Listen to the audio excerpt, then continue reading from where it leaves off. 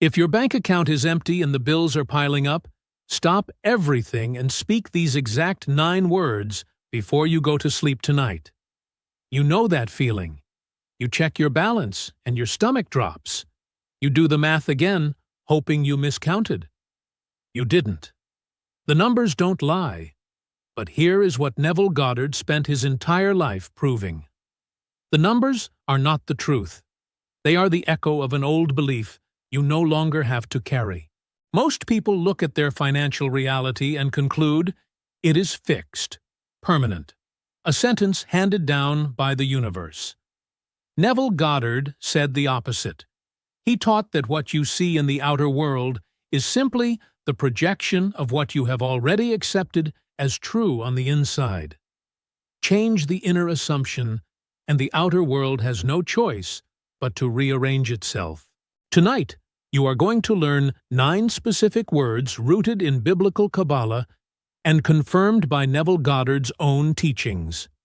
These words, spoken from the right state of consciousness, carry the power to interrupt a cycle of financial ruin. Not tomorrow, not next month, but beginning the very night you use them. Stay with this. What you are about to hear will change the way you understand money forever. Here is the first thing you need to understand. Your financial situation is not a wall. It is a mirror. Neville Goddard taught with absolute consistency that the physical world, what he called the 3-dimensional reality, is nothing more than the crystallized result of past assumptions. Every debt you carry, every overdraft notice, every rejection letter from a lender is not evidence of your future. It is a delayed photograph of a belief you once held without questioning it. This distinction is not philosophical comfort. It is the most practical financial insight you will ever encounter. Think about what happens when someone tells you that you need to budget your way out of financial ruin. The instruction is to look harder at the problem, count the damage more carefully, allocate your fear more efficiently. The entire premise of traditional financial advice, as valuable as it may be on the surface, rests on a foundational error. It treats the outer condition as the cause. Neville Goddard spent decades proving it is the effect.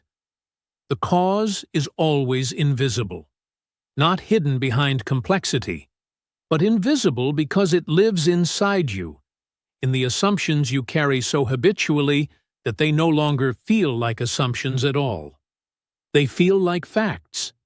The cause is the state you occupy in consciousness, not the state of your checking account, not the state of the economy. The state of your awareness, what you silently and habitually assume to be true about yourself and money, is the only variable that ultimately matters. William Blake, whose mystical poetry deeply influenced Neville Goddard's thinking, described the material world as a shadow cast by an interior sun. He wrote of mind-forged manacles, chains that do not exist in iron, but in imagination. Your financial prison, however real it feels at 3 in the morning, is constructed from the same material. Now, here is where traditional budgeting fails the person who has discovered these deeper laws. Budgeting, in its conventional form, is an act of managing the shadow. It does not address the light. You can rearrange the shadow perfectly and still never move toward freedom, because the source, your dominant assumption about your own financial identity, remains unchanged. Neville Goddard was direct about this. He taught that man's chief delusion is his conviction that there are causes other than his own state of consciousness. When you believe that the market, the economy, your employer, your credit score, or your past mistakes are the cause of your poverty, you have surrendered your creative authority to forces that were never sovereign over you. This does not mean ignoring practical action. It means understanding the hierarchy. Consciousness first, then strategy. Never the reverse. The reason so many intelligent, hardworking people remain financially trapped is not a lack of information. They have read the books. They have made the spreadsheets. They have sacrificed. The block is not informational. It is assumptive. They have never stopped, gone inward, and radically revised what they believe about themselves in relation to wealth.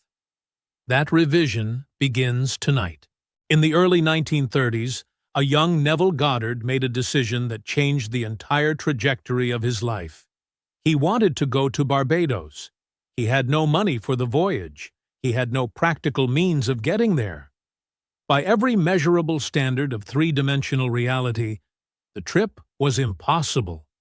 He brought this problem to his teacher, a man named Abdullah, an Ethiopian rabbi and mystic who had been living and teaching in New York. Abdullah's response was not sympathetic. It was not strategic. It was, by every conventional standard, a complete refusal to engage with the problem as Neville had framed it. Abdullah looked at Neville and said, "You are already in Barbados. Not you will be. Not you might be, if things align. You are already there now, in consciousness." Abdullah instructed Neville to assume the feeling of the wish fulfilled, to sleep from the end, to behave in imagination as though the trip were already a settled, completed fact. Neville resisted at first. The outer facts had not changed. The bank account was still empty. The tickets had not been purchased. But Abdullah was immovable. He refused to discuss the problem as a future event. Every time Neville mentioned the obstacle, Abdullah returned the same correction. "You are in Barbados." Within weeks, without fully understanding how, a family member sent Neville the money for the voyage. He arrived in Barbados exactly when he had imagined he would. This story is not about luck. It is not about positive thinking in the shallow sense of the word. It is a precise demonstration of what Neville Goddard called the law of assumption in its purest form. This is the core shift, the one that changes everything. Neville taught that the moment you truly assume, not hope, not wish, but assume the reality of a thing in consciousness, you have initiated a process that the outer world is powerless to resist. He wrote in, "Feeling is the secret, that your feeling is the medium through which your assumptions become fact." The feeling of already being wealthy is not a rehearsal. It is the actual creative event. Apply this to your finances right now. Stop asking when the money will come. Stop demanding proof before you believe. Abdullah would not allow Neville that luxury, and neither should you allow yourself that escape. The question is not whether wealth is coming. The question Neville forces you to confront is this: are you willing to assume you are already there? Wealth is not a destination you travel toward. It is a state you step into, now, in imagination, and then watch the three-dimensional world slowly catch up to confirm what you have already accepted as true. Neville Goddard said it plainly. Assume the feeling of your wish fulfilled, and observe the route that your assumption takes to its fulfillment. You do not plan the route. You assume the destination. The route reveals itself. Now we arrive at what you came here for. The 9 words. These are not a magic formula in the superstitious sense. They are a precision instrument, built from the oldest wealth consciousness technology in recorded human history, the Hebrew tradition of the sacred name, as understood through the Kabbalistic reading of Scripture that Neville Goddard himself employed throughout his entire body of work. Neville was fascinated by the Hebrew name of God revealed in Exodus. When Moses asked the divine its name, the answer was not a title. It was not a description. It was a declaration of being. The answer was, "I am that I am." In Hebrew, Ehyeh Asher Ehyeh, the self-defining, self-causing, ever-present state of pure being. Neville Goddard taught that these words are not a name belonging to some external deity. They are the name of your own awareness. Your I am is the God that Scripture refers to. Whatever you attach to the words "I am," you are activating a creative command that the universe is built to fulfill. Here is the danger most people never see coming. All day long, without realizing it, you have been completing that sentence in the wrong direction. You have been saying, silently, emotionally, habitually, "I am broke. I am behind. I am unable to catch up. I am afraid. I am not enough." Every completion of that sentence is a Kabbalistic act of creation. The universe does not evaluate your "I am" statements for accuracy. It executes them. Sit with that for a moment before moving forward. Every time you have said "I am" in any emotional context, you have been planting a seed. The seeds of lack have grown into the harvest you are currently living inside. That harvest is not a punishment. It is a confirmation. The law worked exactly as designed. It simply worked against you because you did not know you were operating it. Now we reverse the current. Tonight, before you sleep, you are going to plant 9 different seeds. The 9 words are these: "I am the wealth I have always been meant to embody." Say them slowly. Do not rush. Feel each word as you speak it, not as a wish. As a declaration of what already exists in the interior dimension Neville described, the 4th dimensional state of pure assumption prior to physical manifestation, where what you accept as true has not yet hardened into visible form, but is already real in the only place that matters. In Kabbalistic understanding, the spoken word combined with sincere feeling creates what is called a tselem, a spiritual form, a blueprint that existence is obligated to fill. This is not abstract. The Hebrew scriptures treat the spoken name of God. And remember, Neville taught that your "I am" is that name, as a creative force that moves through reality the way light moves through darkness. It does not negotiate, it simply illuminates. Here is how you use it tonight. Neville Goddard described a technique he called the state akin to sleep, what modern practitioners refer to as SATS. As you drift toward sleep, your conscious, analytical, skeptical mind begins to release its grip. The threshold between waking and dreaming becomes permeable. In that liminal window, the subconscious, which Neville identified as the deeper creative mind, the servant of "I am," becomes maximally receptive to new impressions. He wrote that the subconscious does not argue. It accepts. Whatever you impress upon it at the edge of sleep, it will work through the night to externalize. Tonight, your instruction is precise. As you feel yourself drifting, repeat your 9 words slowly, quietly, with your full emotional conviction. "I am the wealth I have always been meant to embody." Do not say them with desperation. Say them the way Abdullah would have said them, as a settled, unargued fact. The way a man speaks his own name, without performance, without proof-seeking, with the quiet authority of someone who already knows. Let that be the last waking thought your mind carries into sleep. The seed has been planted. The harvest operates according to laws that do not require your supervision. One of the most overlooked principles in Neville Goddard's entire body of work is what he drew from physics and theology simultaneously: the Law of Reversibility. The concept is straightforward, and its implication cuts deep. If a physical process can produce a corresponding psychological state, then the psychological state, artificially, deliberately, faithfully induced, must produce its corresponding physical result. Neville articulated this in Awakened Imagination with precision. He said that every feeling has its corresponding physical reality, and the relationship runs in both directions. If wealth produces a feeling, then the feeling must produce wealth. This is not metaphor. Neville was describing a structural law of consciousness.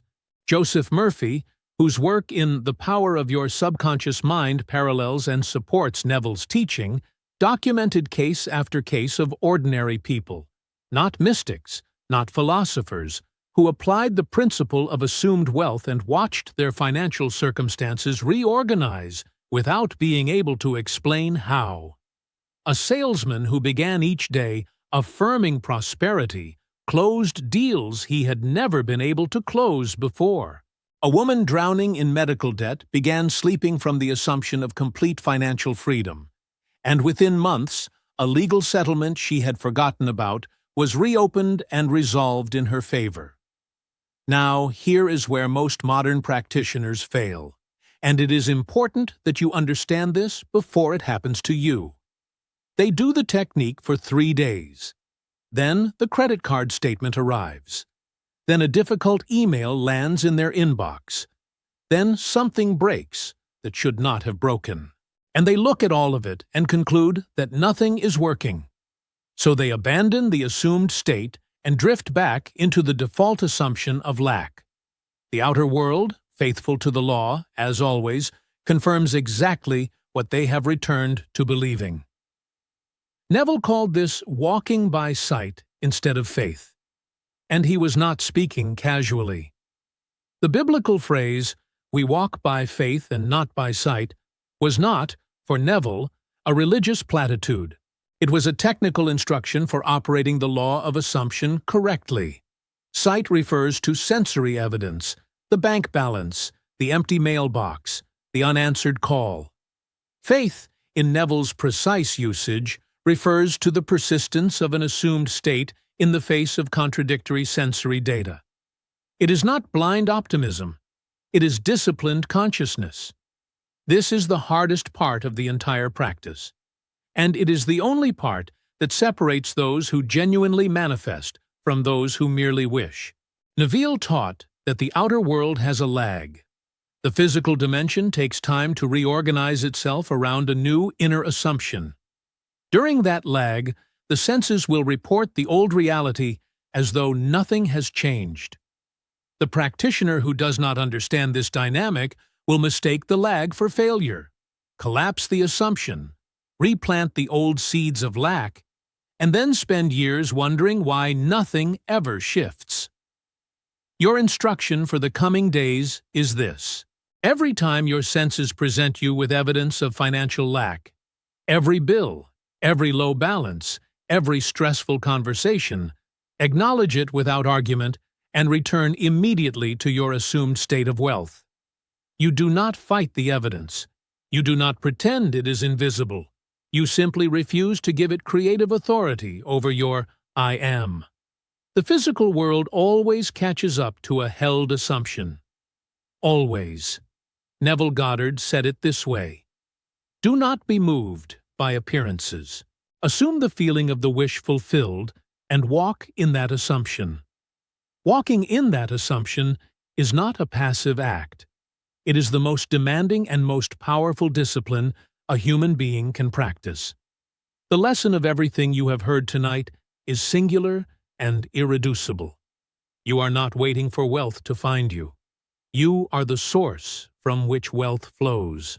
The only thing that has ever interrupted that flow is a sustained assumption of unworthiness, lack, or financial impossibility held in place so long it began to feel like truth. Neville Goddard did not teach escape from reality. He taught the deeper mechanics of how reality is actually built. Your imagination is not a coping mechanism. It is the creative substance of the universe operating through individual human awareness. When you assume wealth, fully, emotionally, persistently, you are not pretending. You are activating the only law that has ever governed the relationship between what you hold in consciousness and what appears in your life. The morning after your essay test practice is not a test of whether the technique worked. It is a continuation of the work itself. When you wake up tomorrow, your first thought carries creative weight. Neville instructed his students to return to the assumed state before the sensory world has fully re-engaged. Before you check your phone. Before you review your obligations. Before the noise of the day has had a chance to crowd out what you planted the night before, go back to those 9 words. Speak them again, quietly, with the settled authority of someone who planted a seed and trusts the season. I am the wealth I have always been meant to embody. This is an act of radical sovereignty over your own creative output. Each morning, you are choosing which version of yourself walks through the day. The version shaped by yesterday's evidence, or the version shaped by tomorrow's assumption. The distance between those two people is the entire distance between financial ruin and financial freedom. What Neville Goddard gave the world was not a comfort system for people who could not handle hard times. He gave the world a precise map of how reality is constructed from the inside out. Every teacher he respected, Abdullah, William Blake, the deep current of Kabbalistic scripture, confirmed the same foundational truth. The visible world is always the child of the invisible world.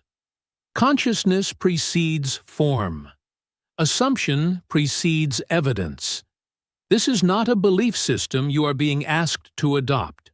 It is a law you are being invited to test. The 9 words you now carry are not borrowed power from someone else's tradition. They are your own I am, redirected, focused, and aimed with intention at the financial life you were created to live. Use them tonight. Use them again tomorrow morning. Persist through the lag. Refuse to be moved by appearances. Trust the law the way Abdullah trusted it, completely, without negotiation. If this teaching has opened something in you, if even one idea shifted the way you see your situation, this channel exists for exactly that purpose. The Goddard Code is built for people who are done managing their limitations and ready to dissolve them at the root. Every week we go deeper into Neville Goddard's most powerful teachings and translate them into practical tools for the life you are actually trying to build. Subscribe now and join a community of people who have chosen to walk by assumption, not by appearance. Click the bell so you never miss a lesson that might be the one that changes everything. Neville Goddard left these words for every person who ever believed their circumstances were stronger than their imagination. Dare to assume you are what you want to be. If your assumption is persisted in, it will harden into fact. The world is yourself pushed out. The world is yourself pushed out. Let that be the foundation of your tomorrow.